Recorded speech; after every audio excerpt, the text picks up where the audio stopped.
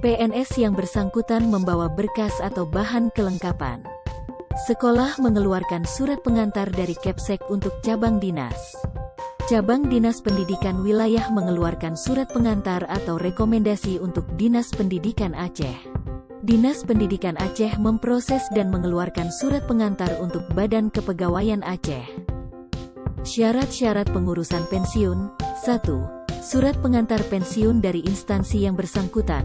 2. Data perorangan calon penerima pensiun yang ditandatangani PNS bersangkutan dan pimpinan SKPA. 3. Surat pernyataan tidak pernah dijatuhi hukuman disiplin tingkat sedang atau berat.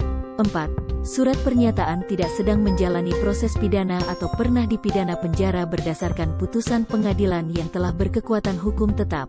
5. Fotokopi SK CPNS atau PNS, legalisir. 6. Fotokopi SK pangkat terakhir, legalisir. 7. Fotokopi SK masa kerja, bila ada SK honor, dilegalisir.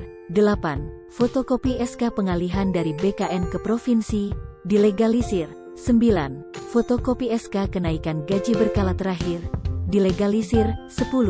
Daftar riwayat keluarga, KP4. 11. Fotokopi Karpet, legalisir. 12. Fotokopi Karis atau Karsu, legalisir. 13. Fotokopi penilaian prestasi kerja pegawai atau SKP 2 tahun terakhir dilegalisir. 14. Fotokopi NIP baru, dilegalisir. 15. Fotokopi surat nikah atau cerai, dilegalisir KUA atau Kemenak. 16. Fotokopi kartu keluarga, legalisir Disdukcapil. 17. Fotokopi sah akte kelahiran anak, legalisir Disdukcapil. 18. Pas foto warna ukuran 3x4 cm 10 lembar. 19.